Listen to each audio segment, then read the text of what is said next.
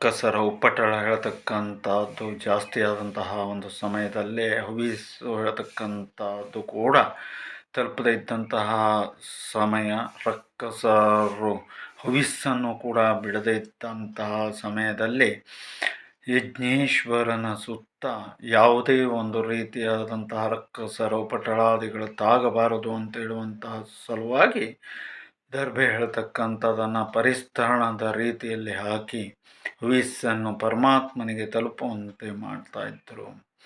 ತದನಂತರದಲ್ಲಿ ಕೆಲವೊಂದು ಕರ್ಮಾಂಗಗಳಿಗೂ ಕೂಡ ದರ್ಬೆ ಹೇಳ್ತಕ್ಕಂಥದ್ದನ್ನು ಬಳಸ್ತಾ ಇದ್ದರು. ಇವಿಲ್ಲದ ಇದ್ದಂತಹ ಸಮಯದಲ್ಲೂ ಕೂಡ ಸಮೇತದ ರೀತಿಯಲ್ಲಿ ದರ್ಬೆಯನ್ನು ಉಪಯೋಗಿಸಲ್ಪಡ್ತಾ ಇತ್ತು. ಆರೋಗ್ಯ ಹೇಳ್ತಕ್ಕಂಥದ್ದು ಬಂದಾಗ ಆರೋಗ್ಯದಲ್ಲಿ ದುಷ್ಟಗ್ರಹ, ದುಷ್ಟ ರಕ್ಕಸರು ಅಂತ ಹೇಳಿದರೆ ವಾಮಾಚಾರ ಇತ್ಯಾದಿಯಾದಂಥದ್ದನ್ನು ಮಾಡಿದರೆ ಅವರು ಕೂಡ ಕಲಿಯುಗದ ರಕ್ಕಸರು ಅಂತ ನಾವು ಕರೆಯಲ್ಪಡುತ್ತೆ.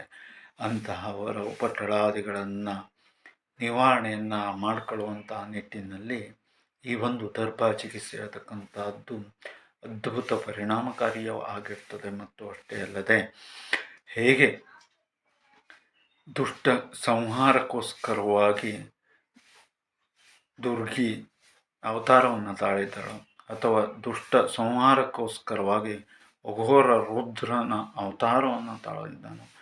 ಹೀಗೆ ನಾನಾ ರೀತಿಯಾದಂತಹ ಶಕ್ತಿಗಳನ್ನು ದೇವತೆಗಳು ತಾಳ್ತಾನೆ ಬಂದಿದ್ದಾರೆ. ಆದರೆ ಈಗ ಕಲಿಯುಗದಲ್ಲಿ ನಮ್ಮನ್ನು ನಾವು ರಕ್ಷಣೆಯನ್ನು ಮಾಡಿಕೊಳ್ಳಿಕ್ಕೆ ದೈವಿಕವಾದಂತಹ ಒಂದು ಶಕ್ತಿಯ ಮೂಲಕವಾಗಿ ದರ್ಭಾ ಚಿಕಿತ್ಸೆಯ ಮೂಲಕವಾಗಿ ನಾವು ಇಂತಹ ಆರೋಗ್ಯವನ್ನು ಸರಿ ಇಲ್ಲದಿದ್ದರೂ ಕೂಡ ಸರಿಪಡಿಸ್ಕೊಳ್ಬೋದು. ಮತ್ತು ಅಷ್ಟೇ ಅಲ್ಲದೆ ಹೇಗೆ ಮಂತ್ರ ಹೇಳ್ತಕ್ಕಂಥದ್ದು ಆಯಾ ಒಂದು ಸಮಯದಲ್ಲಿ ಕಷ್ಟಕರವಾದಂಥ ಸಮಯದಲ್ಲೇ ಹೇಗೆ ಹೊರಬಂದವೋ ಅದೇ ರೀತಿಯಲ್ಲಿ ಈ ಒಂದು ದರ್ಭಾ ಚಿಕಿತ್ಸೆ ಹೇಳ್ತಕ್ಕಂಥದ್ದು ಕೂಡ ತುಂಬ ಪರಿಣಾಮಕಾರಿಯಾಗಿ ಮಂತ್ರದ ಮೂಲಕವಾಗಿ ದೈವಿಕವಾದಂತಹ ಅನುಗ್ರಹ ಶೀಘ್ರ ಫಲ